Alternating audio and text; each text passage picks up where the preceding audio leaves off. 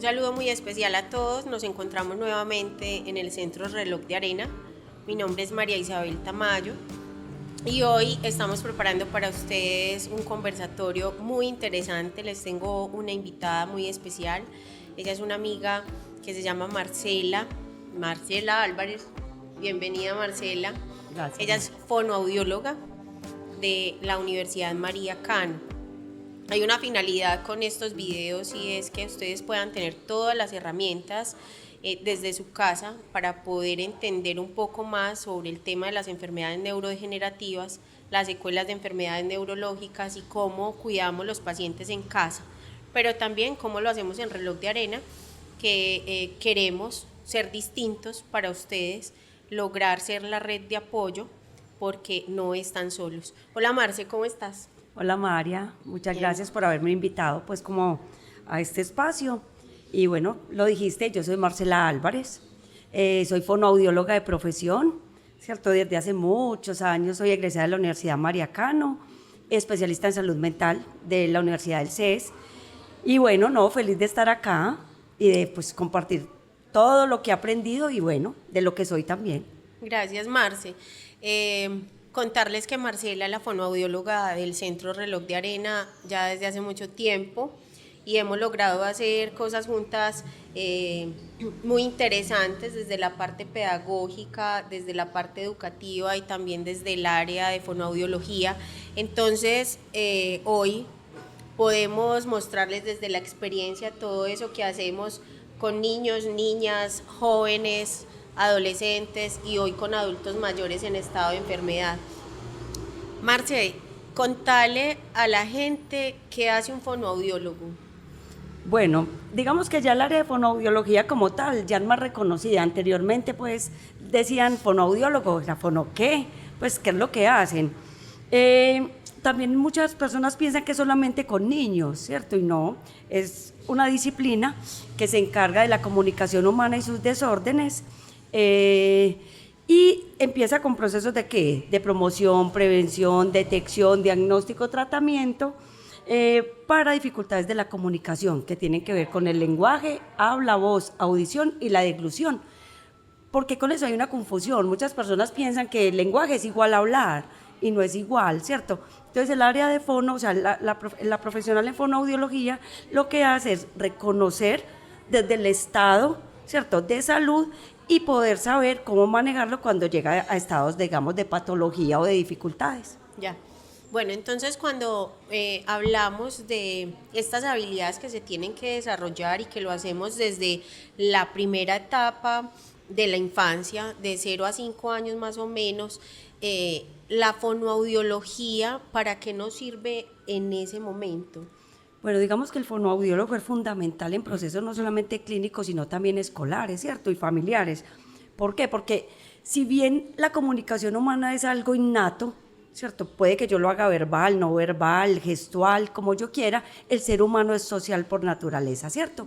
Desde las primeras etapas de la vida vienen procesos que son prelingüísticos, entonces ahí está succión, deglución, masticación, mira que desde ahí se van fortaleciendo y tiene que ver con toda la musculatura orofacial, ¿cierto? Laringea, para yo poder empezar a emitir mis sonidos, para empezar a hablar. Luego cuando somos niños, pues por lo general todos empezamos a hablar mal, pero llega un momento en que ya el lenguaje y el habla se debe ir no solamente desarrollando, sino estructurando para yo poder expresar correctamente lo que quiero decir. Ahí está la parte de articulación, ¿cierto? Entonces, ¿con los niños qué pasa? ¿Qué nos hacían a nosotros las mamás? Ay, quiero totatola, Coca-Cola, habla bien. Entonces, mira que nos corregían desde el inicio y luego vamos creciendo y vamos ya estructurando, ¿cierto? Pero ¿por qué podemos hablar? ¿Cierto? Yo no puedo hablar sin tener un conocimiento previo acá a nivel en mi cerebro, que es el proceso del lenguaje. El lenguaje es el conocimiento que tenemos del mundo que nos rodea, ¿cierto? Entonces, yo sé que esta es una silla y que acá me siento. Yo por eso acá no me paro, ¿cierto? Que yo tengo el conocimiento del contexto. Entonces, con los niños, todos los aprendizajes que tienen en la casa, en la escuela, en su barrio o en su comunidad, hacen que todo eso se junte y sea un proceso de comunicación y se vuelva un proceso de interacción con los demás. Claro, ahí hablamos entonces también de lo que antes se llamaba necesidades educativas especiales, que hoy hablamos de barreras de aprendizaje. Pero esto transversaliza todos los estadios de la vida, todas las etapas de la vida. Desde la fonoaudiología, Marce, ¿con qué niños puedes trabajar? ¿Con qué tipo de niños y qué barreras de aprendizaje tienen que la fonoaudiología los puede impactar? María B., los profesionales o los terapeutas más bien de pronto se buscaban mucho cuando habían dificultades o patologías, pues digamos, existentes, ¿cierto? Sin embargo, en mi área, y he aprendido durante todos estos años, que somos una profesión que ayuda en cualquier momento a un niño o a una niña, ¿cierto? A un adolescente, porque es que no es que tenga una dificultad precisa, no necesariamente, porque yo puedo trabajar habilidades comunicativas, fluidez verbal y mental, puedo trabajar procesos de atención desde el lenguaje, ¿cierto? Sin embargo, cuando hablamos de barreras para el aprendizaje, ¿cierto? O también discapacidades, pues el fonoaudiólogo entra directamente como parte fundamental de un equipo interdisciplinario. Es decir, yo puedo tener un niño que únicamente tenga dificultades articulatorias, ¿cierto? Que me cambie algunos fonemas en el momento de hablar, es decir, va a decir carro y dice tarro. El fonoaudiólogo, ¿qué hace? Enseña a la familia procesos de adquisición de fonemas, de ejercicios previos para que la familia haga esa corrección que debe hacer y el niño no persista en la dificultad, ¿cierto? Digamos que cuando ya hay discapacidades o otras situaciones como un trastorno del espectro autista, como discapacidades intelectuales, como disfasias en los niños, ya el fonoaudiólogo entra ya en un proceso más terapéutico, ¿cierto? Más directo con ese niño, niña o adolescente, pero siempre en compañía de la familia, porque en última son quien vive con él. Entonces deben aprender a ser los terapeutas de ese niño o niña para poder tener éxito. Y no solamente con la familia, sino en la escuela, porque claro, llega un docente, tiene muchos estudiantes, todos somos diferentes, ¿cierto? Es heterogéneo el grupo, entonces ellos piensan que ¿qué van a hacer?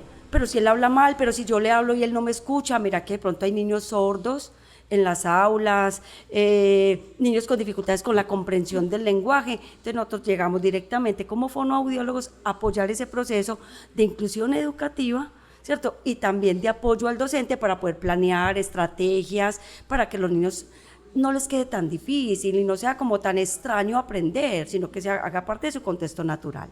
Claro. Eso es María. Me vas a decir, María Isabel, pero ¿por qué estamos hablando de este tema en educación infantil y nos encontramos en Reloj de Arena, que está trabajando con pacientes adultos mayores con enfermedades neurodegenerativas y secuelas de enfermedades neurológicas?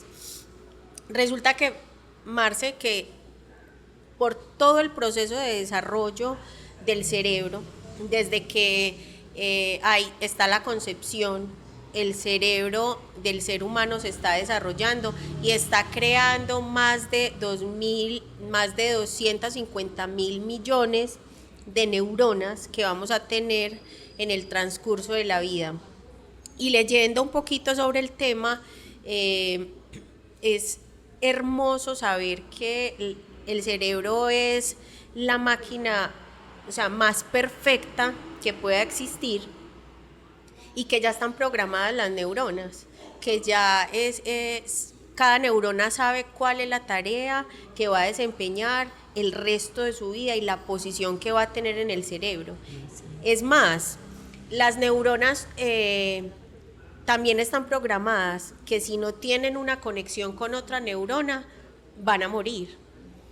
Para nosotros es muy importante conocer cómo funciona el cerebro para poder enseñar, para saber cómo aprendemos, pero también en el transcurso de la vida qué pasa con nuestro cerebro.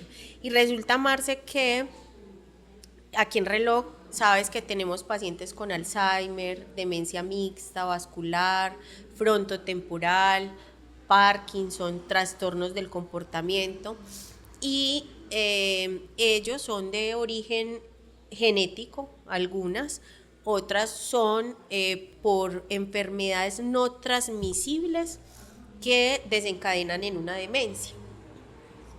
Entonces, leyendo un poquito sobre esas habilidades que tenemos, la auditiva, la visual, también la comunicativa. Desde la fonoaudiología, Marce, cuando un paciente tiene problemas de audición, les afecta para el tema de socialización y, y ayuda como para que su demencia se acelere. María, pues bien lo decís y se habla de infancia por eso empezamos con la etapa de cuando son niños, porque toda esa estimulación, todo ese acompañamiento que uno ve en la niñez es reserva para la adultez y eso no lo podemos olvidar. Por eso buscamos niños estimulados, acompañados, amados, ¿cierto?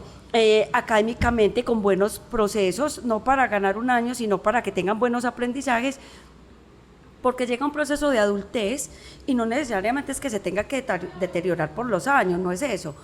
Pero si digamos que hay funciones, es cierto, hablando anatomofisiológicamente, hay funciones que ya no es lo mismo. Yo a mis 40 años ya no, quizás no vea igual que antes, ¿cierto? O a mis 50, ¿cierto? Y con los adultos en la parte auditiva, ¿qué pasa?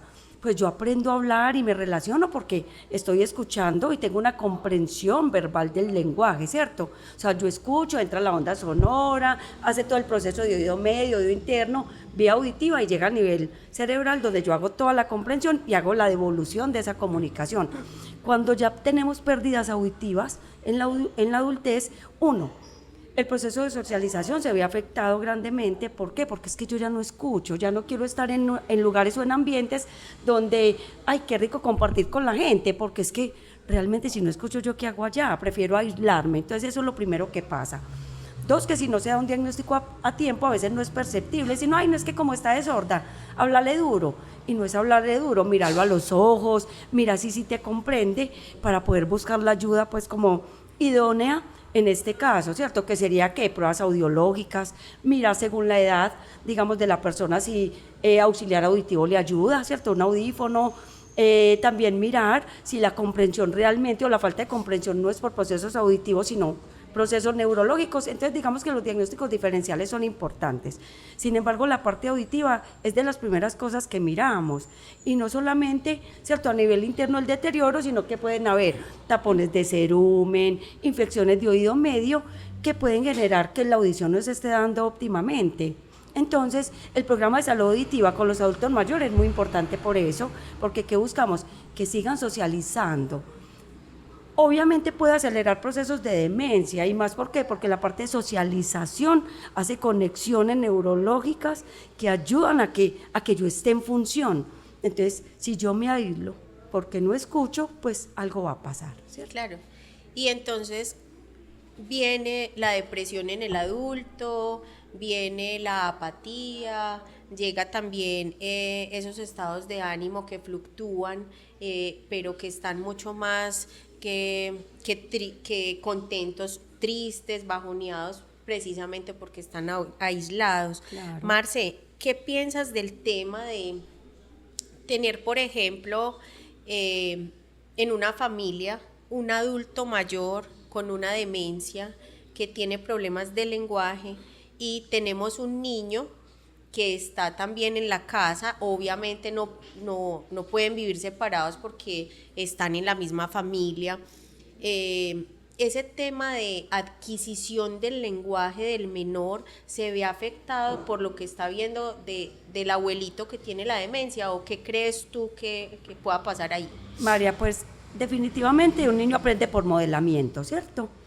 El niño siempre está en función de estar mirando, observando su contexto y eso le genera aprendizajes.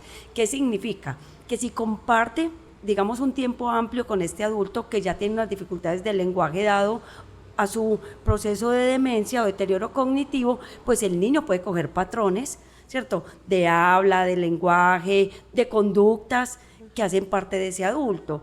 Entonces, digamos que o los padres de familia o los cuidadores de ese niño se tienen que percatar de eso y estar muy pendientes para ir corrigiendo, ¿cierto? No separarlo del adulto, pues, porque tampoco vamos a decir eso, pero sí buscarle unos espacios donde comparta más con otros niños, otras personas, porque realmente el niño sí empieza a modelar. Eso es una realidad. Ya.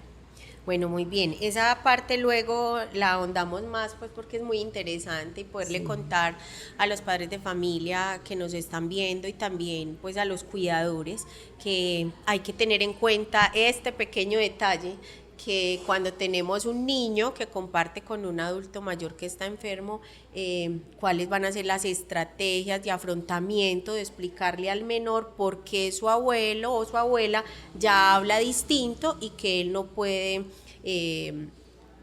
hablar de la misma manera, ¿cierto? Exacto. Marcia, hablemos y pasemos a otro tema que sé que es muy importante para las familias y es el tema de la deglución en los pacientes que están enfermos por una demencia. ¿De qué se trata la disfagia? Cuéntanos cómo funciona todo el tema Pues de María, comer mira, la disfagia en sí es un trastorno en la deglución, ¿cierto? Como hablamos ahorita, acuérdate que te dije, hay unas actividades prelingüísticas o preorales, succión, deglución, masticación, ¿cierto?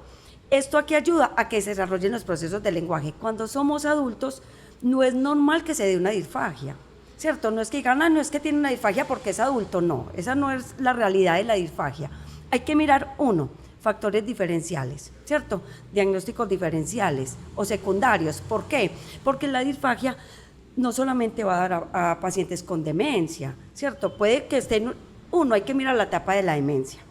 ¿Cierto? Cuando está en una etapa avanzada, pues obvio todos los órganos fonoarticuladores y la parte de musculatura, ¿cierto?, de deglución se van afectando y puede causar, ¿cierto? La demencia puede ser la parte etiológica de una disfagia, pero también un accidente cerebrovascular, ¿cierto? Puede ser un Parkinson, ¿cierto? Hay muchos motivos, no solamente uno. Entonces, ¿qué pasa? Yo ingiero los alimentos, hago un proceso de masticación, para eso necesito todos mis músculos, ¿cierto? Que tengan la fuerza y la movilidad necesaria, sobre todo a nivel lingual, porque es quien hace el empuje del alimento, ¿cierto? Luego, ¿qué busco yo? Que haya una buena hidratación a nivel, pues, orofaringea, ¿para qué? Para que mis alimentos pasen de una forma, pues, como normal, ¿cierto? Que yo los pueda masticar bien y el bolo alimenticio entre, ¿cierto? ¿Qué es lo que pasa? A veces la fuerza en pacientes con demencia no es la misma, ¿cierto? La musculatura, sarcopenia y este tipo de cosas, ven que los adultos van perdiendo su masa muscular, lo mismo pasa con la musculatura a nivel faringea, pues, ¿cierto? A nivel orofaringeo, entonces puede ir afectando. ¿Qué es lo que pasa? Es un tema muy angustiante, María, para las familias. ¿Por qué? Porque se va a morir de hambre si no come, ¿cierto? Pero sin embargo, a nivel clínico, el fonoaudiólogo no solamente hace la tarea. ¿Quién lo debe hacer? Un geriatra acompaña porque conoce todo el proceso, digamos, degenerativo por la edad, acompaña también un psicólogo, acompaña el fonoaudiólogo y se buscan estrategias para. La disfagia se puede trabajar. Realmente no es que tiene disfagia, ya démosle alimento, pues, el líquido. Semisólido, no. La disfagia se puede trabajar haciendo que ejercicios de fuerza muscular, ejercicios orofaciales, se puede trabajar acompañando bien el adulto, dándole despacio los alimentos, tiempo para que mastique, porque esa es otra cosa, María. O sea, no es que coma ya porque es que necesitamos que coma porque nos tenemos que ir, tenemos una cita. No, al adulto hay que darle el tiempo. Si vemos que él no se siente bien, llevarlo a un lugar solito, pero realmente dedicar el tiempo es uno de los secretos de que la disfagia empiece a minimizarse, ¿cierto? Cuando no hay otros factores anatomofisiológicos, pues obviamente, por eso descartamos primero que no tenga masas, que no, ¿cierto? Muchas cosas antes. Digamos que con la disfagia, con la parte de nutrición, es fundamental que el fonoaudiólogo también se siente. ¿Por qué? Porque es que hay que mirar, llega un momento en que hay que hacer cambios en la textura de los alimentos. No es que dejen de comer o que dejen de comer rico, no, sino que a veces realmente la fuerza en la musculatura ya no se da o hay algo secundario y ya digamos deglutir alimentos sólidos ya no es fácil, pero se busca a toda costa que la alimentación sea oral hasta el último momento de la vida, ¿cierto? A no ser que ya definitivamente no haya otra cosa, pero sí buscamos que se siga dando. ¿Por qué? Porque es el disfrute del sabor, de la textura. El adulto mayor a veces ya no le encuentra gracia o no se conecta con la alimentación. ¿Por qué? Porque si yo tengo una demencia, ¿cierto? Mi atención está en otra parte, o sea, mi cerebro se va, entonces yo puedo tener aquí el plato, ingiero un poquito y luego estoy mirando para otro lado. Entonces no, vení, estamos almorzando, vuelve y coge la cuchara, contarles que estamos comiendo, ¿cierto? Darles sabores y cosas que les guste, por ejemplo, los cítricos, las cositas condimentadas también, es cierto, el cerebro tiene una conexión con eso, y centrarlos mucho en el momento, que todo esté calmado, esté tranquilo, ¿cierto? Música suave si es que ponen música, pero realmente el proceso de glutorio yo digo que es muy, muy angustiante para las familias, pero es más de informarnos bien y de también ir aceptando que la demencia va teniendo unas etapas y que llega un momento en que la calidad de los alimentos, pues cierto, hablo de calidad, no si son buenos y malos, sino como en la textura, tienen que ir cambiando. Claro. Y la aceptación se tiene que ir dando. ¿Por qué? Porque si no se van ahogando, se broncoaspiran. ¿Y qué hacemos en ese momento? Cuando vamos a alimentar a un adulto mayor, una estrategia importante es darle el alimento, que él mastique, y cuando vaya a deglutir, inclinación de cabeza un poquito. ¿Para qué? Para que se cierre vía aérea y el alimento pueda irse por vía, pues, Claro. a estómago. Entonces, digamos que eso es como lo importante. Uno de los riesgos que tenemos es la broncoaspiración. Expliquémosle a la gente qué es eso, de qué se trata. Vuelve la broncoaspiración, muchos decimos, ay, si es que se le fue por el camino viejo, ¿cierto? Ajá. Y lo que pasa es que el alimento pasa es por vía aérea, por donde uno respira. Y por eso empieza la tos y el ahogamiento, ¿cierto? Por eso la recomendación es cuando vaya ya a deglutir, o sea, a tragar, si yo agacho, inclino un poquito la cabeza de mi familiar, ¿qué va a pasar? El alimento se va a ir por donde se debe ir, no se va a meter a vía aérea. Okay. Eso es la broncoaspiración, que se va el alimento por vía aérea, por donde no se debe ir. Ya. En el caso de que eso nos pase, ¿qué podemos hacer? O sea, que en el momento está tosiendo muchísimo, muchísimo, lo primero que uno debe hacer es que... Pues María, uno, calmarse, porque de todas maneras yo digo que la familia si nos asustamos y decimos se va a ahogar. Dos, ayudarle a inclinar un poquito la cabeza, ¿cierto? Sí. Y ya pues si hay que hacer maniobra, hay que hacerla de desahogo, pero por lo general es pedirle, ojalá y nos comprenda en ese momento, es que tosa duro, no darle agua. Ajá. Porque muchas veces démosle agua que se está ahogando, no, pues que se acaba de ahogar si le damos agua, porque Sí. estamos dando más líquido al cuerpo. No, simplemente es eso, decirle tose duro y esperar a que respire. Ahí pasa. Lo que pasa es que cuando se ahogan, cuando hay ahogamientos, digamos, más severos, es porque la ingesta de alimentos está muy grande. Entonces no es que se ahoguen porque no tiene, la musculatura no tiene la fuerza suficiente, sino porque la porción de alimento fue demasiado grande. Y a veces se les queda acá trancada. En ese momento sí toca hacer maniobra de desahogo. Sí, bueno.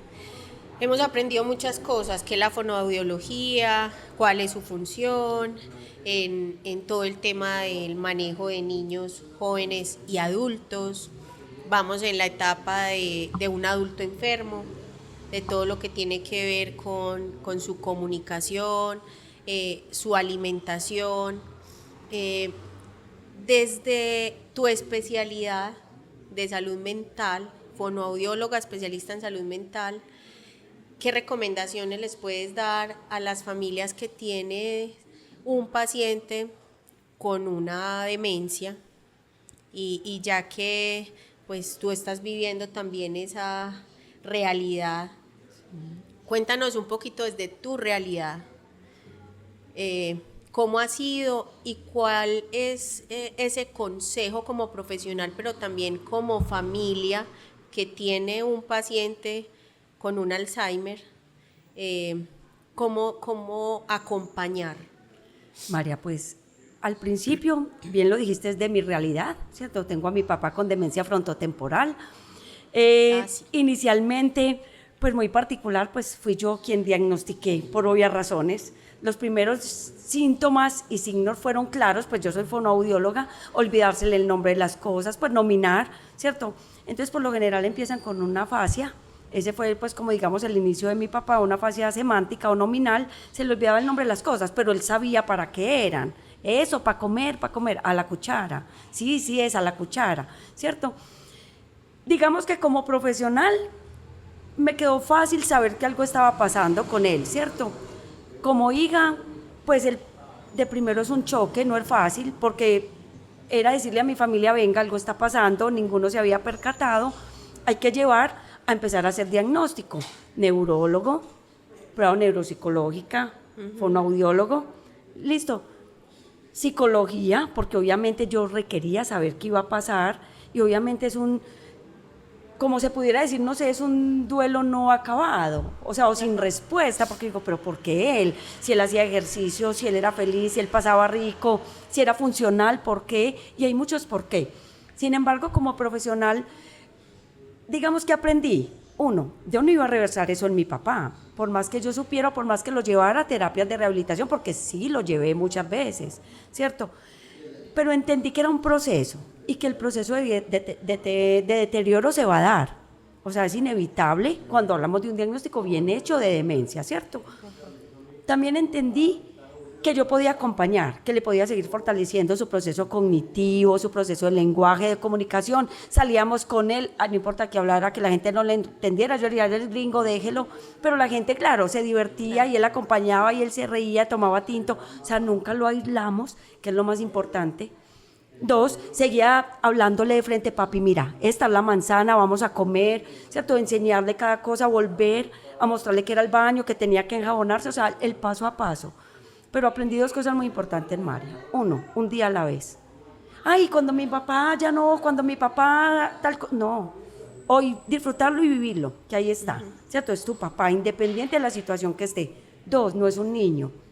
Ay, es que es un bebé. No, mi papá no es un bebé, es un adulto con un deterioro.